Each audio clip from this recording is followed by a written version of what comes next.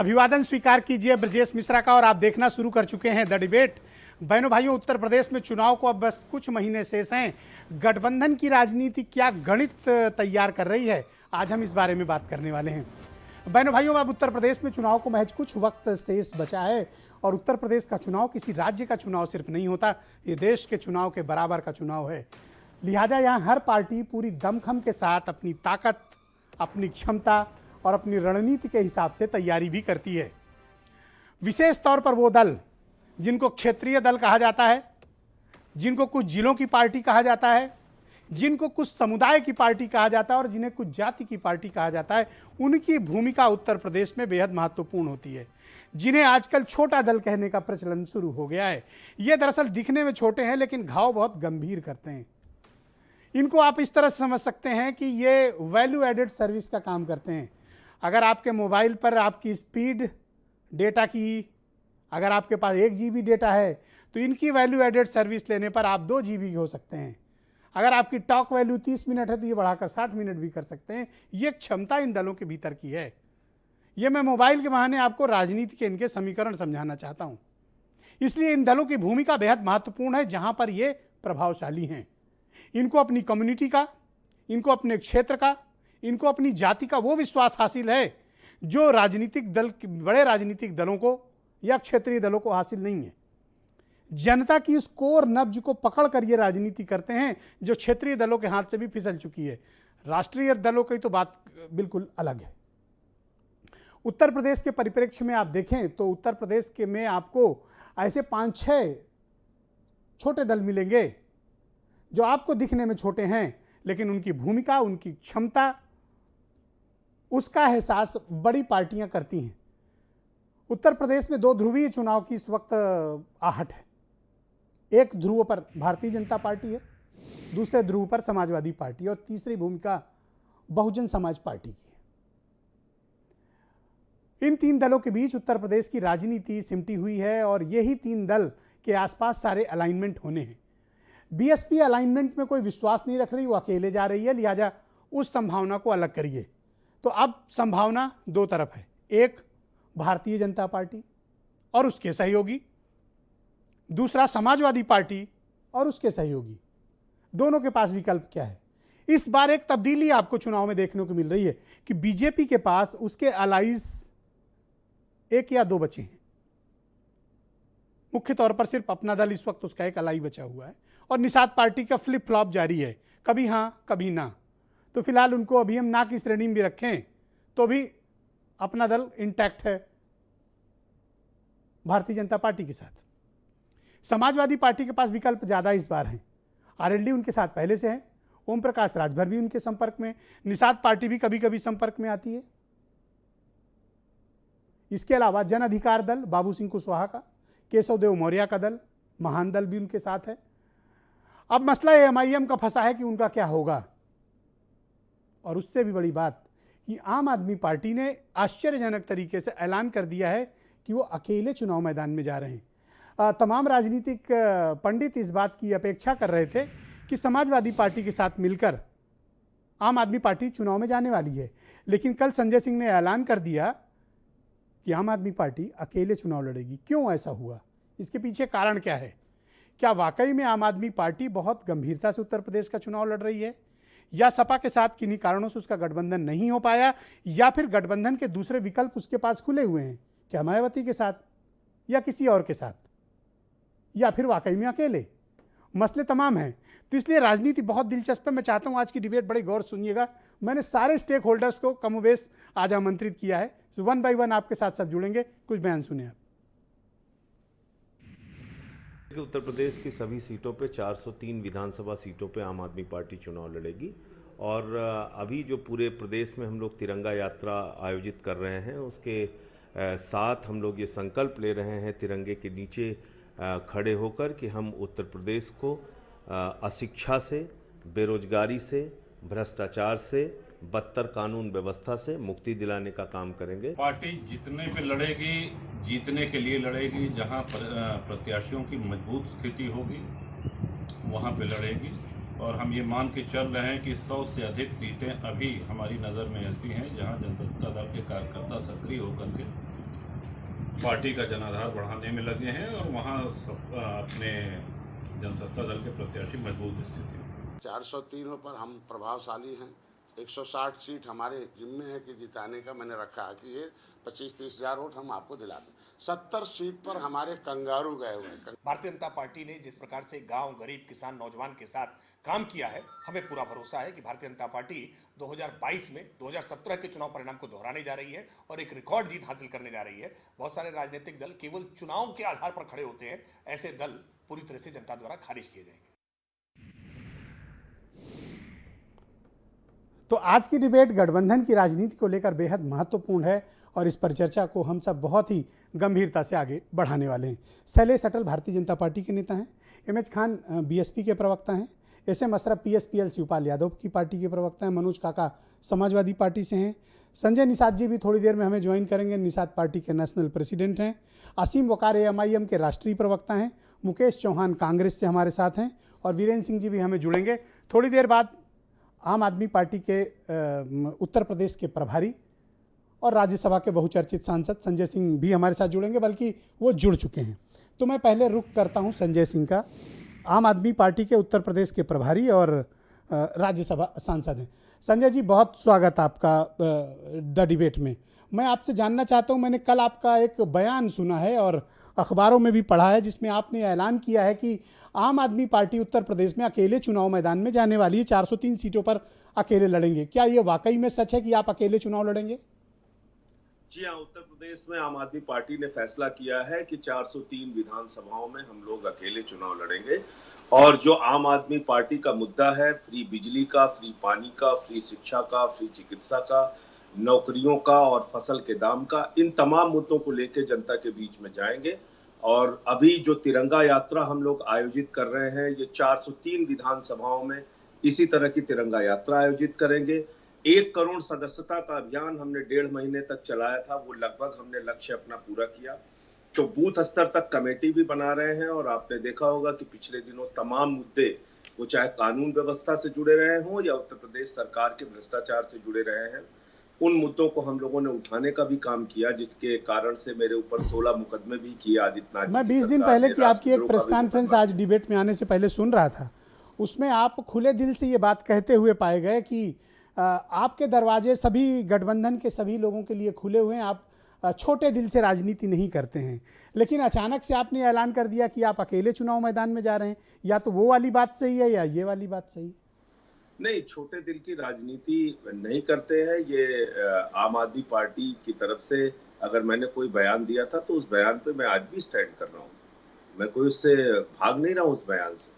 हम छोटे तंग दिली की राजनीति नहीं करते हैं और आज की तारीख में उत्तर प्रदेश में एक बेहतरीन, एक अच्छा, एक साफ सुथरा विकल्प देने का प्रयास हम लोग करेंगे अपनी पार्टी के माध्यम से। अखिलेश यादव के ट्विटर हैंडल पर उन्होंने एक तस्वीर आपके साथ पोस्ट की थी, उसके बाद मीडिया में ये चर्चा थी कि समाजवादी पार्टी के साथ आप अलायंस में जा रहे हैं।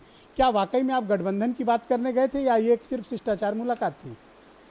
देखिए, मैंने उस दिन भी स्पष्ट किया था ब्रजेश जी कि जो मुलाकात हुई थी वो जन्मदिन पे शुभकामनाएं देने के लिए गया था और उत्तर प्रदेश में पंचायत के चुनाव में भारतीय जनता पार्टी जिस प्रकार से गुंडागर्दी कर रही थी और सरकारी तंत्र का दुरुपयोग कर रही थी, सदस्यों का अपहरण करवा रही थी, उनके घर गिरवा रही थी, इन तमाम मुद्दों पर भी बातचीत हुई। और साथ ही साथ उन्होंने अपने 5 वर्षों में जो काम किया था पिछली सरकार में, उसकी भी उन्होंने चर्चा की। हम लोगों ने दिल्ली मॉडल के ऊपर भी उनसे बातचीत की। तो कुल मिला के एक सौहार्दपूर्ण अच्छी चर्चा हुई और मैंने उस दिन भी स्पष्ट किया था कि अगर गठबंधन को लेके कोई बातचीत होगी तो निश्चित। मैं एक जनरल सवाल आपसे करना चाहता हूं कि उत्तर प्रदेश में गठबंधन की राजनीति पर आम आदमी पार्टी का क्या दृष्टिकोण है? देखिए, गठबंधन की राजनीति उत्तर प्रदेश की सच्चाई है, इससे इनकार नहीं किया जा सकता। तमाम राजनीतिक दलों ने समय समय पे गठबंधन किया है, चाहे वो भारतीय जनता पार्टी हो, कांग्रेस हो, बीएसपी हो, बीजेपी हो, सारे पार्टियों ने, समाजवादी पार्टी हो, तो समय समय पे सारी पार्टियों ने गठबंधन किया है। गठबंधन की राजनीति उत्तर प्रदेश की सच्चाई है। लेकिन तब आप अकेले क्यों चुनाव मैदान में जा रहे हैं, जबकि अभी आम आदमी पार्टी का कोई बहुत मजबूत जनाधार या वोट बैंक भी नहीं है? तो ऐसे में ये रिस्क, ये जोखिम आप क्यों ले रहे हैं? देखिए ब्रजेश जी, जब हम दिल्ली का चुनाव लड़ रहे थे उस वक्त 2013 में जहां पे हम लोग निकलते थे, लोग मजाक उड़ाते थे, कहते थे टोपी वाले आ गए, 6% वोट नहीं मिलेगा, 2 सीटें नहीं मिलेगी। एक नेताजी इस समय दुनिया में नहीं है, मैं बड़े सम्मान के साथ उनके बयान याद दिलाना चाहता हूँ। उन्होंने कहा था 6% वोट अगर दिल्ली में आम आदमी पार्टी को आ गए तो राजनीति से संन्यास ले लूंगा। लेकिन ये लोकतंत्र है, लोकतंत्र में जनता मालिक होती है, जनता जिसको चाहती है वो अर्श पे पहुंचा देती है, जनता जिसको चाहती है वो फर्श पे पहुंचा देती है। तो मैं ये वो जनता ठोस के ऊपर कारण है। समझना हमने चाहता तो हूं कि वो कौन सा ठोस कारण है जिसकी वजह से आप उत्तर प्रदेश जैसे घनघोर पॉलिटिकल राज्य में अकेले चुनाव मैदान में आ रहे हैं। आपको अंदाजा है कि देखिए, आप क्या करने आ रहे हैं उत्तर प्रदेश में? हाँ बिल्कुल, मैं पूरा मुझे अंदाजा है, और ये भी अंदाजा है कि कितने बड़े जोखिम का काम हम लोगों ने अपने जिम्मे लिया है। और उसी जोखिम के कारण आपने देखा होगा तमाम वो मुद्दे जिस पे कहना नहीं चाहिए, राजनीतिक दल चुप्पी साधे हुए थे, कुछ नहीं बोल रहे थे, उसको बोलने का जोखिम हम लोगों ने उठाया, उस पर लड़ाई लड़ने का काम किया। वो चाहे बिकरू कांड हो, चाहे नवरेंद्र मिश्रा की पूर्व विधायक जी की हत्या का मामला हो, या व्यापारी की हत्या का, इंद्रकांत त्रिपाठी की हत्या का मामला हो, या जल जीवन जी से जुड़ा हुआ भ्रष्टाचार हो, या राम मंदिर के नाम पे जिस तरह से भारतीय जनता पार्टी ने चंदा चोरी की उसका मामला हो, या बच्चों के वेंटिलेटर की खरीद में घोटाला हो उसका मामला हो। तो तमाम वो मुद्दे जो जनता के बुनियादी मुद्दे थे, किसानों के फसल के दाम का मुद्दा हो या उनके तीनों काले कानून का मुद्दा हो, उस पर पूरे प्रखरता और मजबूती के साथ हम लोगों ने लड़ाई लड़ी, और उसका खामियाजा भी मैंने भुगता। पार्टी का दफ्तर भी बंद करा दिया गया, हमारे कार्यकर्ताओं को भी जेल में डाला गया, मेरे ऊपर राष्ट्रद्रोह का मुकदमा हुआ, 16 मुकदमे ब्रजेश जी आप तो जानते हैं मेरे ऊपर उत्तर प्रदेश में आदित्यनाथ जी की सरकार ने किया। तो ये तमाम जोखिम एक सोच के साथ, एक विचार के साथ, और ये मानकर कि उत्तर प्रदेश के लोगों के लिए अगर हम लोगों को कुछ करना है तो ये तमाम दुश्वारियां आएंगी जिसका हमें सामना करना है। पर आप मुझे बताइए कि आपके पास उत्तर प्रदेश में चुनाव लड़ने के लिए मुद्दा क्या है? और दूसरी बात यह है कि आपको उत्तर प्रदेश में अभी चुनाव लड़ने का कोई अनुभव नहीं है, क्या 403 सीटों को आप अकेले हैंडल कर पाएंगे? देखिए, 2 चीजें आपने कही। पहला सवाल आपका बहुत महत्वपूर्ण है कि हमारे मुद्दे क्या हैं। हमारे मुद्दे हैं कि उत्तर प्रदेश के गरीब बच्चों को मिड डे मील में नमक रोटी नहीं मिलनी चाहिए, उनको अच्छी शिक्षा मिलनी चाहिए। हमारे मुद्दे हैं कि अस्पताल के बेड पर कुत्ते नहीं बैठने चाहिए, अस्पताल इंसान के लिए, इलाज के लिए है। कोरोना की महामारी में लोगों को शमशान में लकड़ियां नसीब नहीं हुई, गंगा नदी में हजारों लाशें सड़ गई, हमने देखा, कुत्ते और कौवे नोच रहे थे उनकी लाशों को। हमने देखा उत्तर प्रदेश के अंदर किस तरीके से पानी चोरी से लेकर चंदा चोरी तक भारतीय जनता पार्टी तमाम कुकर्मों और अपराधों में शामिल है। हमने देखा कानून व्यवस्था के नाम पे 6 साल, 10 साल, 8 साल की बच्चियों के साथ बलात्कार की घटनाएं होती हैं, हाथरस का कांड होता है। हमने सुना है अब तक कि स्मगलर फरार, चोर फरार, डकैत फरार, माफिया फरार, उत्तर प्रदेश में इंद्रकांत त्रिपाठी की हत्या करवाने वाला एसएसपी फरार है।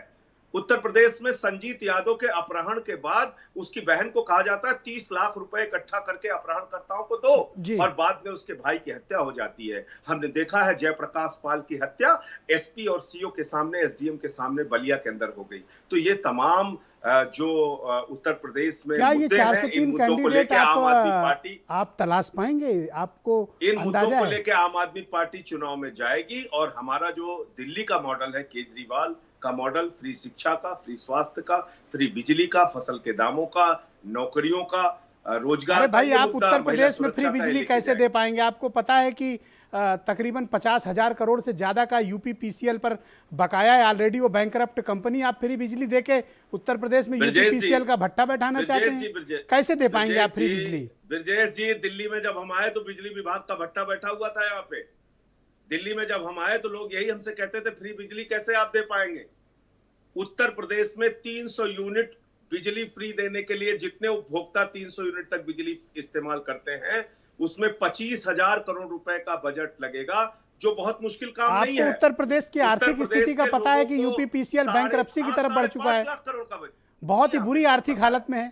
बिल्कुल पता है, 5.5 लाख करोड़ रुपए का बजट है उत्तर प्रदेश का। तो कौन सा अलादीन का चिराग आपके पास है कि आप 300 यूनिट बिजली फ्री कर दोगे? कन्विंस करो ना, आप कैसे कन्विंस करोगे? मैं बता तो रहा हूं आपको, सरकार के पास पर्याप्त संसाधन है ब्रजेश जी। 5.5 लाख करोड़ का बजट उत्तर प्रदेश का है, दिल्ली का बजट 60,000 करोड़ का है। यहाँ की आबादी 2 करोड़ है, वहां की आबादी 24 करोड़ है। तो जो सुविधाएं हम दिल्ली में दे सकते हैं वो सारी सुविधाएं उत्तर प्रदेश में दे सकते हैं। ये गलत पर बात आपका फैलाई जाती संगठन है अभी कि इस स्थिति में नहीं हम है कि कैसे- आप अकेले जाने का रिस्क लें। मैं बार बार ये सवाल दोहरा रहा हूं आपसे। नहीं, आपकी बात कुछ हद तक सही है, तो इसीलिए अभी 5-6 महीने का वक्त है, तो संगठन में जहां कमी है, जहां काम करने की आवश्यकता है और मेहनत करेंगे। और एक अंतिम जैसे राजनीतिक अभी ये सवाल है तिरंगा आपसे। यात्रा की एक आयोजन सीधा की बात राजनीतिक है, हम सवाल है 403 और विधानसभाओं में करेंगे। मैं अपेक्षा करूंगा कि आप उसका सीधा जवाब देंगे। आप यहाँ उत्तर प्रदेश में खुद जीतने चाहते हैं, जीतने के लिए आ रहे हैं, या फिर आपका मकसद भारतीय जनता पार्टी को हराना है, चाहे खुद जीतें या ना जीतें? दोनों का जवाब दे देता हूं। खुद जीतना है या भारतीय जनता पार्टी को हराना है, ये सारा तय जनता को करना है। लेकिन हमारा इतिहास जो है वो मैं आपको बता देता हूं। जब हम पंजाब गए लड़ने, तो भारतीय जनता पार्टी और अकाली दल को हमने तीसरे नंबर पे पहुंचा दिया।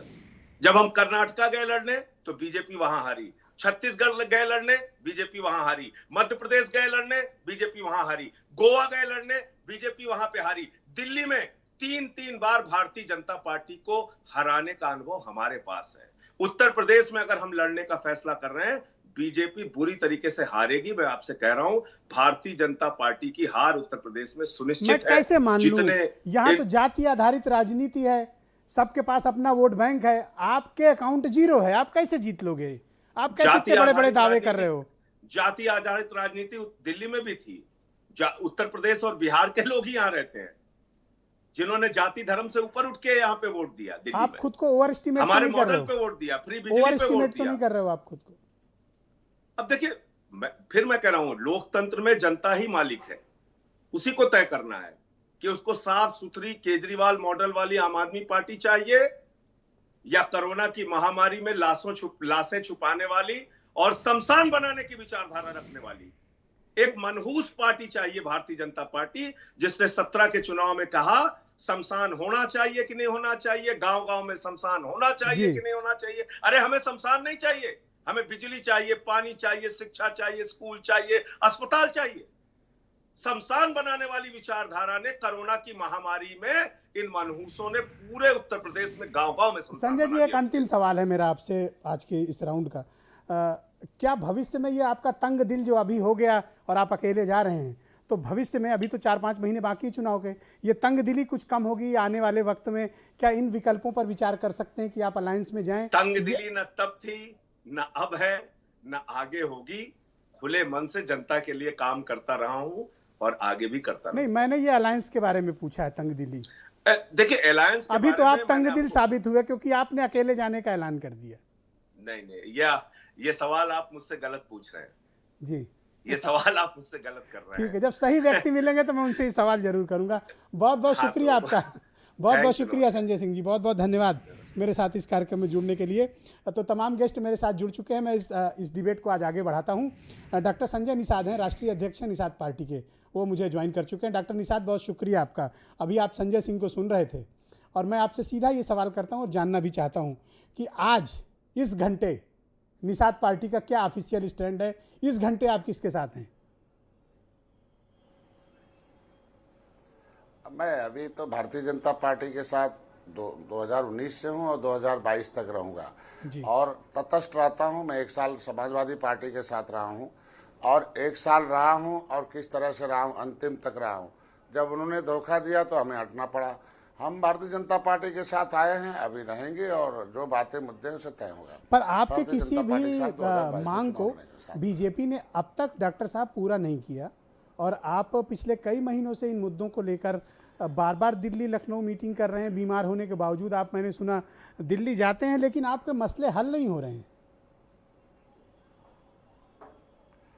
70 साल से हम तो सबका चक्कर लगाए ना, कांग्रेस के साथ रहे, हमारा समाज रहा, बसपा के साथ नहीं, रहा, मैं सपा आज के की बात साथ, कर रहा हूँ कांग्रेस डॉक्टर साहब, ने हम सब किसे आपकी बड़ी उलझाया, इज्जत फाइल करते गायब करा हैं, के। आप सबकी बहुत आज इज्जत की करते बात हैं, पर आज मैं देखता हूँ कि आप 70 साल बीमार हैं, चक्कर काट रहे हैं, 70 लेकिन आपको कोई भाव नहीं मिल रहा है बीजेपी में।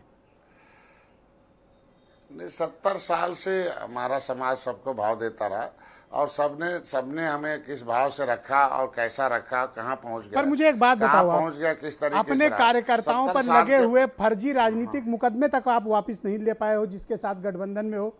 आप किस सम्मान और किस अधिकार और किस हो बात के जाएगा, दम पर आप हो बीजेपी के जाएगा, साथ हो खड़े हो? जाएगा। अभी मुकदमे ये हमारे मुद्दे हैं।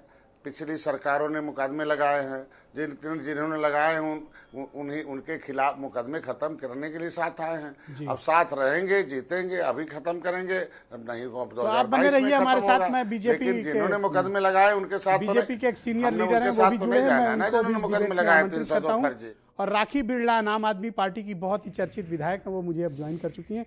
पहले मैं शैलेश अटल जी का रुख करता हूं, बीजेपी के नेता हैं। शैलेश जी, भाई आप अपने सहयोगियों के दुख दर्द को क्यों नहीं दूर करते हो? बेचारों पर फर्जी मुकदमा डॉक्टर साहब पर लगा हुआ है, ये आपके साथ 2019 से पूरी इज्जत के साथ खड़े हैं। अपने मुकदमे तो आप वापस ले लिए, इन गरीब लोगों के मुकदमे वापस लेने में क्या परहेज है आपको? गठबंधन का आधार मुकदमे वापस लेना नहीं होता है,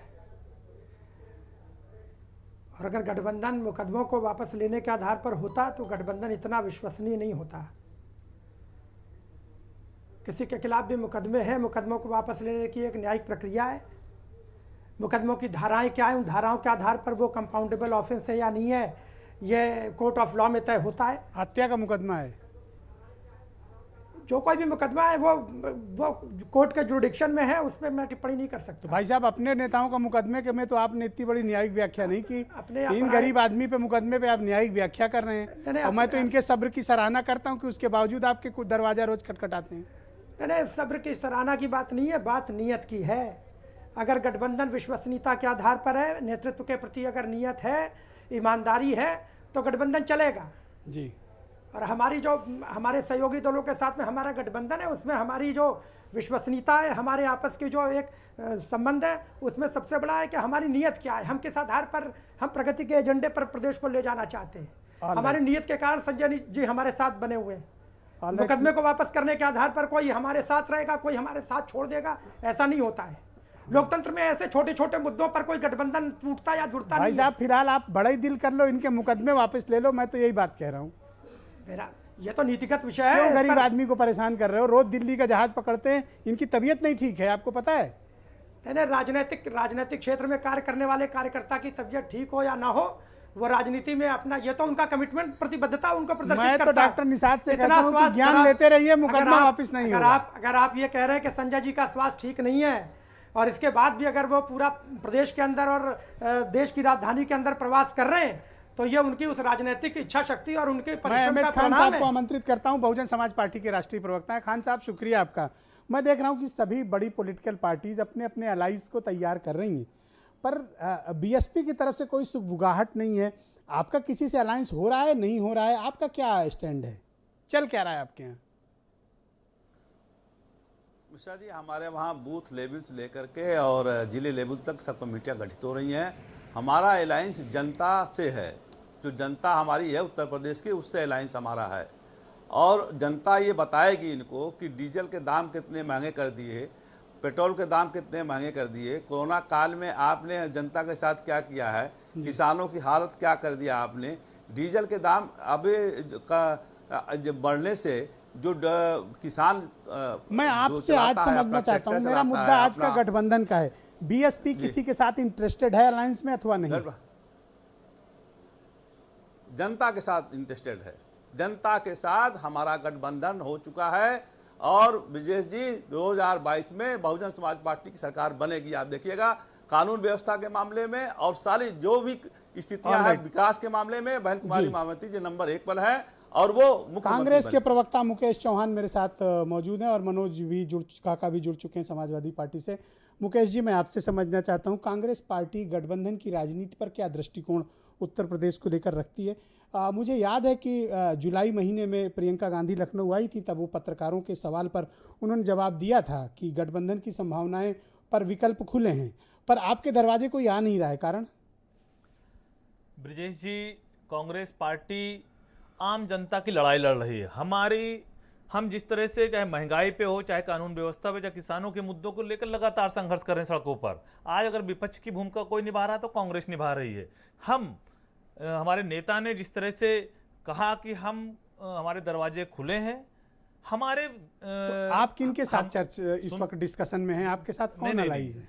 अभी चुनाव में समय है और चुनाव में समय हम जब लोकसभा चुनाव लड़े थे तो हमारे साथ महान दल आया था, हमारे साथ बाबू सिंह कुशवाहा की पार्टी आई थी। हमेशा संजय निषाद जी ने भी कहा कि हम कांग्रेस के साथ रहे, हमारे साथ ये भी काम कर चुके हैं। हमारे ऑप्शन खुले हैं, लेकिन हमारी लड़ाई भारतीय जनता पार्टी से, हम लगातार उत्तर प्रदेश के जनता के मुद्दों को लेके चुनाव में जा रहे हैं। जिस तरह से आज सिलेंडर में 25 गठबंधन के बताओ मुझे, गठबंधन की पॉसिबिलिटी है? हमारी महंगाई पर मैं कल कर लूंगा। नहीं, हमारी विचारधारा के साथ जो आएगा हम उसके साथ गठबंधन करेंगे। हमारे एकदम ओपन है, लेकिन जिस तरह से क्षेत्रीय दलों का उदय होता है मुकेश जी, शुक्रिया। अपने समाज मुकेश जी, थोड़ा आज समय प्रतिबंधित है तो थोड़ा सा अपन थोड़े वक्त पे ही सारे लोगों को अपनी बात रखनी है। मनोज काका, मैं आपसे समझना चाहता हूं कि गठबंधन की राजनीति को लेकर समाजवादी पार्टी क्या दृष्टिकोण रखती है?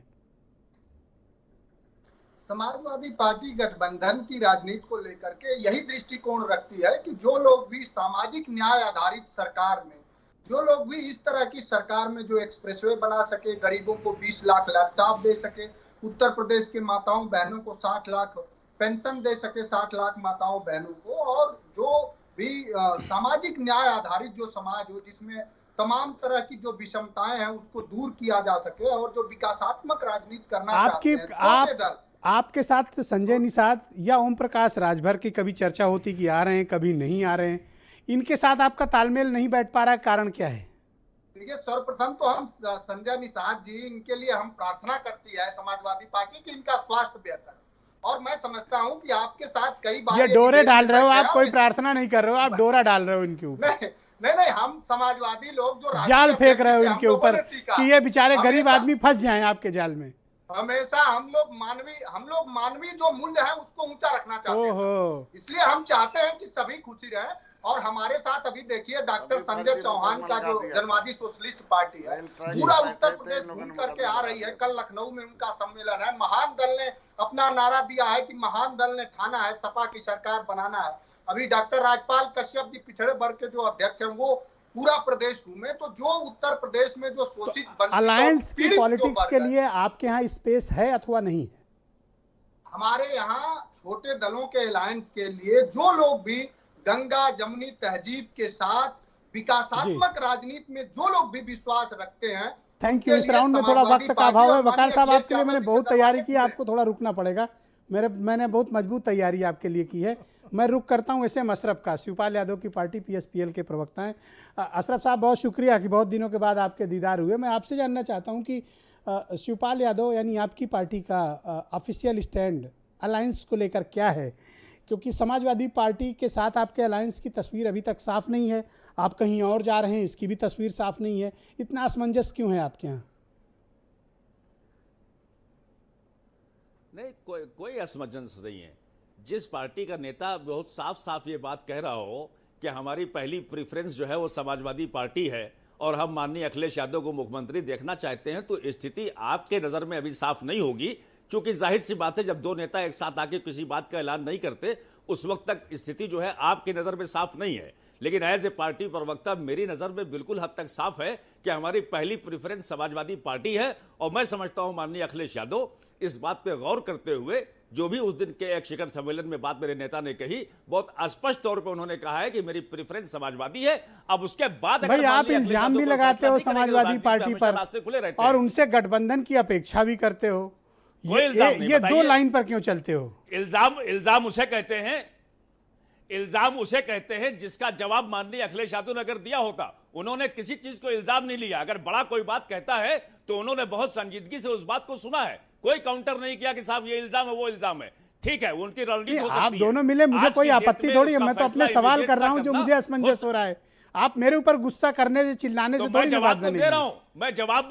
मैं बहुत बुरा लग गया इनको, मैंने सही बात पूछ ली तो कि कोई इल्जाम नहीं है जो नहीं बुरा लगा। जो मेरे नेता ने दर्द अपना बयान किया अपने भतीजे के लिए, साथ साथ वो भतीजे भी हैं, एक पार्टी का पोजीशन लीडर तो है ही है वो, लेकिन उसको उन्होंने माननीय अखिलेश यादव ने सहर्ष एक्सेप्ट किया कि ठीक है, हो सकता है उनको कुछ हो। राखी बिरला आम आदमी पार्टी की विधायक। राखी जी, मैं आपसे जानना जी थैंक यू। राखी जी, मैं आपसे जानना चाहता हूं कि उत्तर प्रदेश में बिना अलायंस के जाना आपकी पार्टी के लिए बहुत जोखिम भरा। मैंने संजय जी से भी पूछा था, क्या यूपी में आपको किसी ने साथ नहीं दिया, ये कारण है, या वाकई में आप अकेले जाने में इंटरेस्टेड हैं?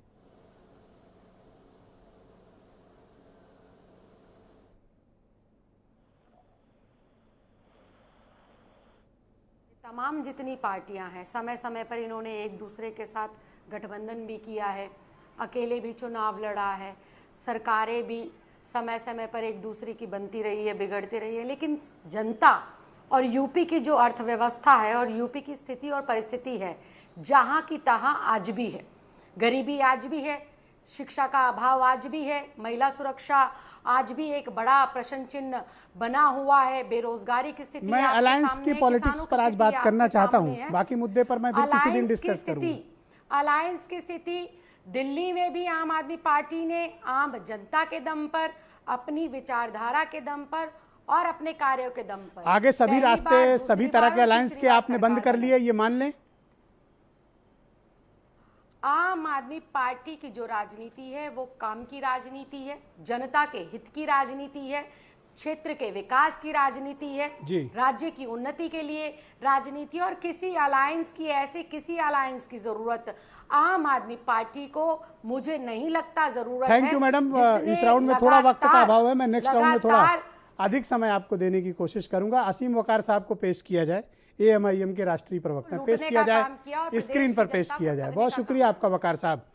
आपकी पार्टी यानी AMIM को लेकर बड़े असमंजस हैं, अभी तय नहीं हो पा रहा। कभी आप कहते हैं कि आप 100 सीट पर प्रत्याशी उतारेंगे, कभी आप ओम प्रकाश राजभर के पिछलग्गू बन जाते हैं और उनकी कृपा पर आधारित हैं कि राजभर कुछ कृपा करें तो आपकी पार्टी चुनाव लड़े। जिस पार्टी का और जिस नेता का खुद ही अभी स्टेटस क्लियर नहीं कि वो किधर जाएंगे, तो वो आपको कहाँ लेकर जाएंगे। ऐसा मुझे लगता है कि आप एक ऐसी बस पर सवार हैं जिसका ड्राइवर आपको छोड़कर चला गया है और आपको समझ नहीं आ रहा कि आपको जाना कहाँ है।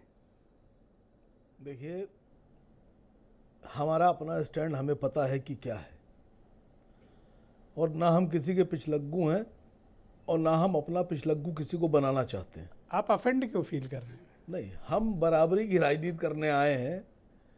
आप बुरा न माने, इस वक्त तो पिछलग्गू हैं आप ओम प्रकाश राजभर के। आप जो दिल चाहे कहिए, आप आज़ाद हैं कहने के लिए, लेकिन मैं मानूं ना मानूं इसके लिए मैं आज़ाद हूं। आप खूब इल्ज़ाम लगाइए, लेकिन सर सच्चाई ये है कि ये तो आप भी जानते हैं कि कौन किसका पिछलग्गू है। या तो कह दो कि ओम प्रकाश राजभर आपके पिछलग्गू हैं। नहीं, देखिए उन्होंने, वरना मेरा इल्ज़ाम बर्दाश्त करो। नहीं, इल्ज़ाम आपका क्यों बर्दाश्त करें हम? तो कह दो कि ओम प्रकाश राजभर आपके पिछलग्गू हैं, इल्ज़ाम मैं अपने ऊपर ले लूंगा। मैंने तो शुरू में ये कह दिया कि ना हम किसी के पिछलग्गू हैं, ना हम किसी को पिछलग्गू बनाना चाहते हैं। हम बराबरी की राजनीति करने आए हैं, हम सबको बराबर मानते हैं। राजनीति में कोई किसी का पिछलग्गू नहीं होता है, और राजनीति जो है उसमें सिर्फ और सिर्फ जो अलायंस होते हैं वो फ़ायदे के लिए होते हैं सर जी।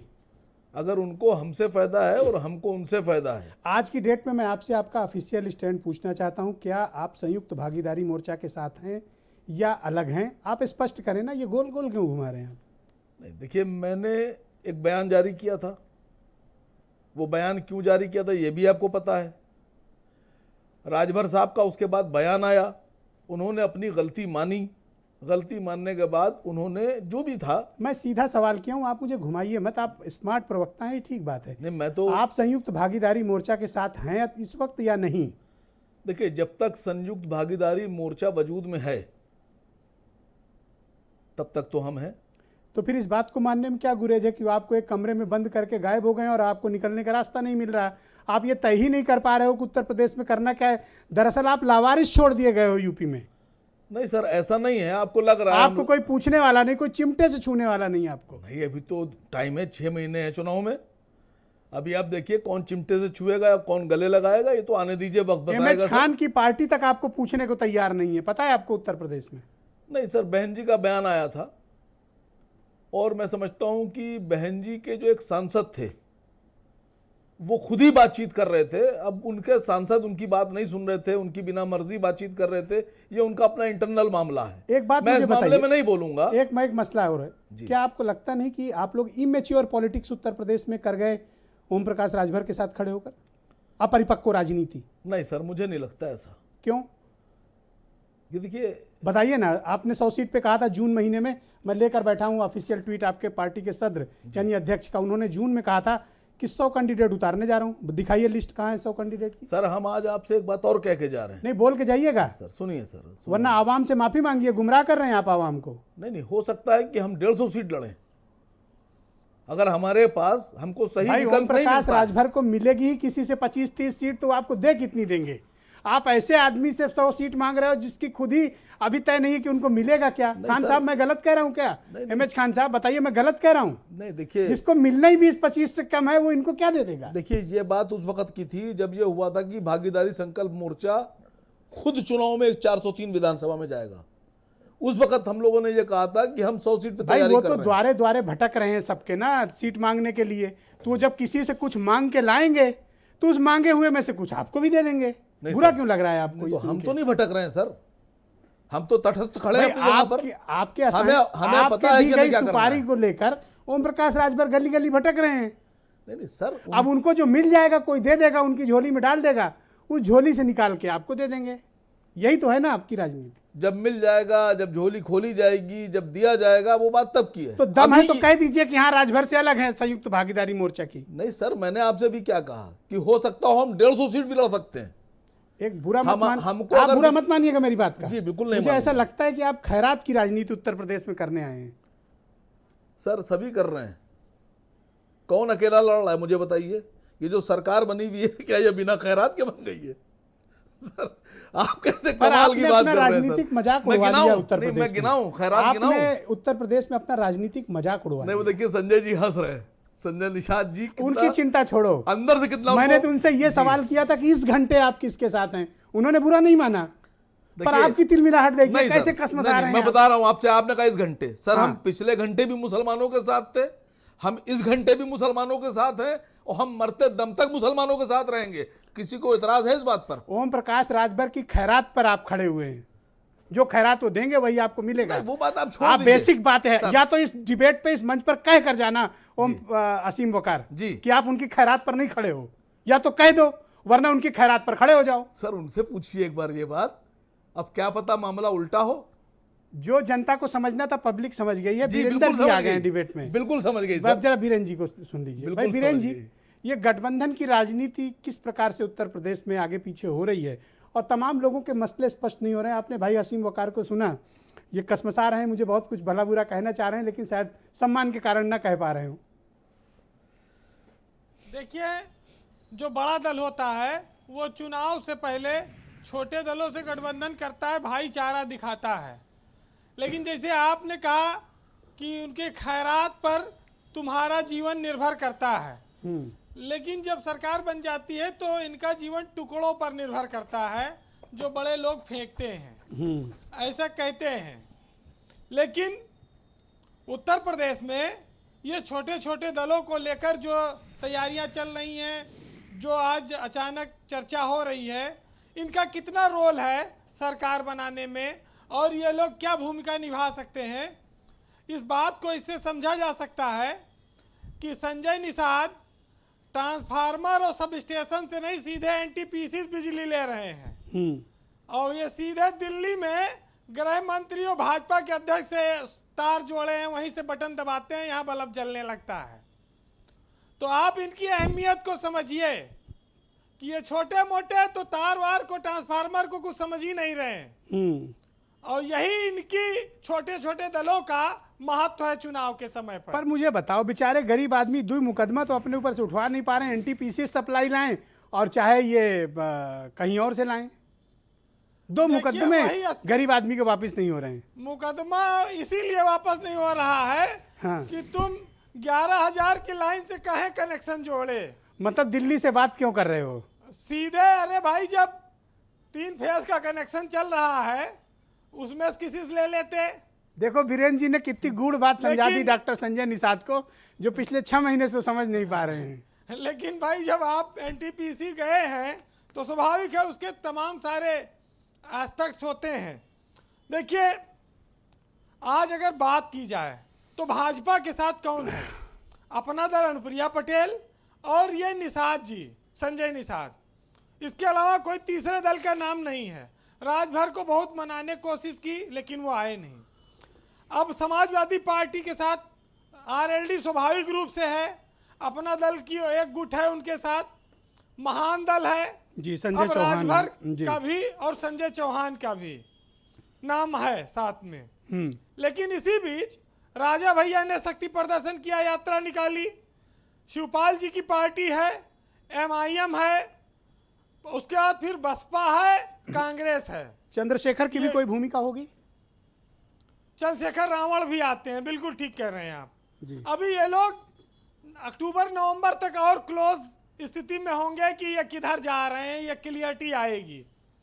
लेकिन आप ये जान लीजिए कि जैसे मनमोहन सिंह के साथ जितने दल थे सब डूब गए, वैसे यूपी में बीजेपी के साथ ऐसा ना हो कि जो दल हो वो सब डूब जाएं, क्योंकि कई बार होता है। तो ये NTPC की सप्लाई का क्या होगा फिर? कि जो छूता है वो सब निपट जाता है। अभी उम्मीद बाकी है। डॉक्टर साहब को नींद नहीं आएगी आज। डॉक्टर साहब की उम्मीद अभी बाकी है। अभी MLC के मनोनयन की लिस्ट नहीं आई है उत्तर प्रदेश में। और मंत्रिमंडल के विस्तार का भी चर्चा लगातार चल रही है। तो निराश ना हो और तमाम निदान देखिए अपने यहाँ तो डॉक्टर विशेषज्ञ फेल हैं, तमाम हकीम लुकमान हैं, वो कर देते हैं इलाज। आप देखिए बसों पे, बस अड्डों पे लिखा होता है कि गंभीर से गंभीर मरीज का इलाज होता है। तो सियासत में भी ऐसे ही होगा। लेकिन एक चीज जान लीजिए कि उत्तर प्रदेश में दो बड़े आधार हैं चुनाव के और जीत के जी। एक तो रोजगार, सस्ती शिक्षा, सस्ती बिजली, किसान और युवा वर्ग, ये सब एक तरफ, और एक तरफ जातीय समीकरण। यही दो मुद्दों के आधार पर दो ध्रुवों पर चुनाव लड़े जाते हैं। उत्तर प्रदेश में ये बहुत शोर है कि सस्ती शिक्षा कब मिलेगी, बिजली सस्ती होगी कि नहीं होगी। कानून व्यवस्था का एक अलग मुद्दा रहा है, लेकिन रोजगार और किसान ये बीजेपी सरकार के लिए चुनौती बना हुआ है। अब युवा भी कितना उत्साह उसमें बचा है 2017 का जो चुनाव था और आज का। संजय सिंह की पार्टी जब से आम आदमी पार्टी आई है, इसने युवाओं को सोशल मीडिया के माध्यम से काफ़ी कुछ जोड़ने का, प्रभावित करने की कोशिश की है। उसका भी अपना एक रंग दिखेगा, क्योंकि तिरंगा यात्रा में वो चीज़ें थोड़ी बहुत दिख रही हैं। यूथ को वो जोड़ने निकले हैं। पर ये बताओ, ये ओवैसी साहब को कैसे बंधक बना लिया राजभर ने? ये क्या करिश्मा है? देखिए, राजभर के साथ ओवैसी जा तो रहे नहीं हैं अब तो, और उनका क्या होगा उत्तर प्रदेश में? बिहार, बंगाल दो बड़े उदाहरण हैं। अब वो जनता तय करेगी उत्तर प्रदेश में कि ओवैसी बीजेपी की मदद कर रहे हैं या वो खुद का वजूद तलाशने आए हैं। एक नेता ने कहा कि भाई अगर मुसलमानों के इतने बड़े नेता हैं ओवैसी साहब, तो वो पहले आंध्र प्रदेश और तेलंगाना में काहे नहीं मुख्यमंत्री बनते? यहाँ मुख्यमंत्री बनने आए हैं या वोट कटवा के लिए आए हैं? अभी तो इनको राजभर धांध के निकल गए हैं कमरे में। राजभर अच्छा, अभी MS खान के घर छोड़ा है। अभी तो राजभर साहब को बहुत सारी दूरियां तय करनी है। ओम प्रकाश राजभर अपनी पार्टी के लिए आज ज्यादा लोग हैं। हाँ। और सबसे बड़ी बात यह है कि समाजवादी पार्टी में एक चीज ये गौर करना होगा कि शिवपाल यादव को वापस लेने की काफी डिमांड है।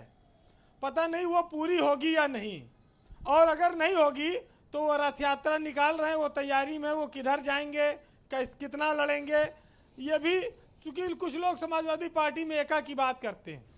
लेकिन अखिलेश यादव को इस मामले में आप समझदार कहेंगे कि बीजेपी जैसी बड़ी पार्टी के मुकाबले में वो बहुत फूक फूक कर कदम रख रहे हैं और कोई भी कंट्रोवर्शियल स्थिति नहीं पैदा कर रहे हैं।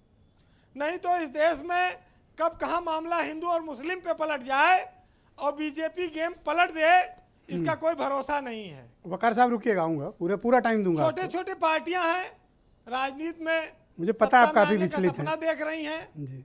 उनको मौका भी मिलना चाहिए। लेकिन जिस तरह से ये लड़ भिड़ रहे हैं एक दूसरे के लिए, गला काट प्रतियोगिता है, वो ये बताती है कि हम जीते न जीते, हम तो डूबेंगे सनम, लेकिन तुमको भी ले डूबेंगे। इस तरह के लोग हैं इस सियासत में। अब ये जनता तय करेगी। लेकिन आज एक बहुत मशहूर शेर है, उसकी आपको 4 लाइनें सुनाऊंगा ये जो सब छोटे छोटे लोग सपना देख रहे हैं, ये जान लें कि अभी ये बहुत नए नए हैं। एक साहित्यकार ने लिखा है कि जरा से कुदरत ने क्या नवाजा कि जाके बैठे हो पहली सफ में, और अभी से उड़ने लगे हवा में, अभी तो शोहरत नई नई है। और जो खानदानी रईस हैं वो रखते हैं मिजाज नर्म अपना, और तुम्हारा लहजा बता रहा है कि तुम्हारी दौलत नई नई है। समझ गए वकार साहब, बहुत शुक्रिया वीरेन जी, आपका बहुत बहुत धन्यवाद। काफ़ी देर से विचलित हैं हमारे भाई असीम वकार। मैं डॉक्टर संजय निषाद का रुख करता हूं। डॉक्टर संजय निषाद जी, आप मुझे बताइए, और मेरा सीधा सवाल है आपसे, कोई घुमा फिरा के सवाल नहीं, किन मुद्दों पर आपकी और बीजेपी की सहमति नहीं बन पा रही है, और ये दिल्ली लखनऊ के चक्कर क्यों? मुद्दे क्या हैं आपके? नहीं, अभी 70 साल से जो मुद्दे उलझे थे और गलत सूचनाएं थी कि इनको केंद्र से होगा, ये होगा, तो जो संविधान विशेषज्ञ हैं, कानून विशेषज्ञ हैं, कानूनविद थे, सोलिसिटर जनरल हैं, उनसे मीटिंगों में राय लेना, फिर 2022 में कैसे सीट जीत कर जाएंगे, कैसे जीत होगी, उसे सुनेंगे। अभी हमारे भाई ने कहा था ट्रांसफार्मर जोड़ने की बात है, तो निश्चित रूप से जो हमारा जो गठबंधन हुआ था केंद्र से हुआ था, और केंद्र के द्वारा हम लोग आए थे, जो बातें जो 1.5 साल से कोरोना होने की नहीं हो पाई, उसके अनुसार हमें अब जल्दी जल्दी बैठकें करनी पड़ रही हैं। दूसरी बात रही कि जीत कैसे होगी और कैसे अखिलेश जी जीतेंगे, भाजपा जीतेगी, तो 2019 में सब तय हो गया था कि राजभर भाई भी अलग लड़ गए थे, सपा बसपा एक थी, और ये जितनी भी पार्टियों का नाम ले रहे हैं जिन जाति के नेताओं को, ये जाति के नेता कहाँ कभी आंदोलन किए अपनी जाति के लिए, तो ये सब इकट्ठे थे, फिर भी तो 2019 में कोई करिश्मा नहीं कर पाए। Thank you doctor Sanjay Nishad ji, मेरे पास इस राउंड में बहुत ही कम समय है। मैं आप सबसे अनुरोध करूंगा कि संक्षेप में अपनी बात रखिएगा। अटल जी, आप मुझे बताइए कि भाई आपके सहयोगी दल रूठे हैं, परेशान हैं, इनको क्यों नहीं मना रहे हो, इनकी प्रॉब्लम दूर क्यों नहीं कर रहे हो? नहीं, ऐसा कुछ नहीं है कि हमारे सहयोगी दल रूठे हैं या परेशान हैं। ये आपके दर्शन में हो सकता है, आपको ऐसा दृश्य दिख रहा हो, लेकिन हमारे सारे सहयोगी दल एक साथ हमारे साथ में आने वाले चुनाव में लड़ने के लिए प्रतिबद्ध है। किसी के मन में किसी प्रकार का अगर आपको लगता है कि कोई भाव है, तो मैं समझता हूँ उसका कोई आधार नहीं है। हम सभी एकजुट हैं। ओके, मनोज काका, आपका दृष्टिकोण समझना चाहता हूँ, क्या संजय निषाद के लिए, ओम प्रकाश राजभर के लिए दरवाजे खुले हैं या बंद हैं? समाजवादी पार्टी ने कई बार कह चुकी है और माननीय राष्ट्रीय अध्यक्ष जी कह चुके हैं कि सभी छोटे दलों के लिए जो ये चाहते हो कि डॉक्टर संजय निषाद को जो एससी में शामिल किया है कर दिया जाए, और जो ओम प्रकाश राजभर जी के घर की सड़क नहीं बन पाई, उनसे समाजवादी पार्टी कहना चाहती है कि आपके कहने पे हाईवे बन जाएगा। और जो सामाजिक न्याय आधारित जो समाज है, सबको, पिछड़ों को, दलितों के साथ जो विगत 4.5 सालों में अन्याय हुआ है, और जो प्रगतिशील चीज के डॉक्टर एमएच खान साहब, थैंक यू मनोज जी। इस राउंड में थोड़ा वक्त का अभाव, मैं किसी और दिन समय दूंगा, आप पूरी अपनी बात कह लीजिएगा, मैं आपसे वायदा करता हूँ, आज थोड़ा वक्त का अभाव है। थैंक यू एमएच खान साहब, मैंने तो सिंपल सा सवाल पूछा था, असीम वकार को इतना बुरा क्यों लग गया? अभी साहब, आप असीम वकार साहब आपके चाहते हैं, मुझसे पूछिए कि क्या कोई बुरा लग गया? मेरे चाहते हैं, आज तो मेरे से गुस्सा बैठे हैं। चाहते हैं नहीं, वो तो मेरे भी चाहते हैं, लेकिन अब पार्टी पॉलिटिक्स की बात जो सही आपने कह दी, तुमको गुस्सा आ गया, तो आप बताओ। अच्छा, मैंने कोई गलत बात कही क्या? आप तो बुजुर्ग हो, हम सबसे ज्यादा समझदार हो, आप बताओ मैंने कोई गलत बात कही क्या? नहीं, आपने कोई गलत बात नहीं कही, सबके बारे में सही सही बात बता रहे हैं आप, सही बातें बता रहे हैं, लोगों को बुरा लग रहा है। अब संजय निषाद जी के बारे में पूछ लिया आपने, हम उनको यही नहीं समझ में आ रहा है कि कहाँ जाएंगे कहाँ नहीं जाएंगे।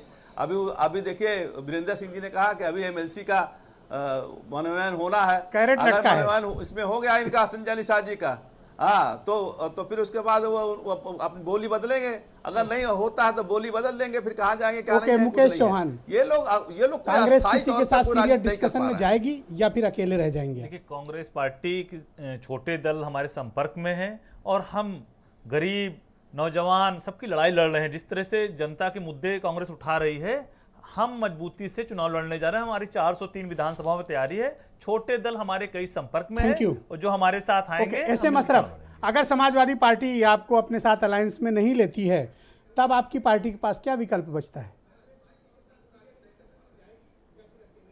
सारे विकल्प खुले हुए हैं भाजपा को छोड़ के। बीजेपी को छोड़ के सारे विकल्प ओपन है। लेकिन बार बार मैं बोल रहा हूं कि आप अगर वो मगर में बात कर रहे हो, मैं ये आपको एज ए प्रवक्ता बता रहा हूं कि मेरी प्रेफरेंस समाजवादी है और मुझे अरे तो किसी की दीवार फांद के जबरन थोड़ी घुस जाइएगा।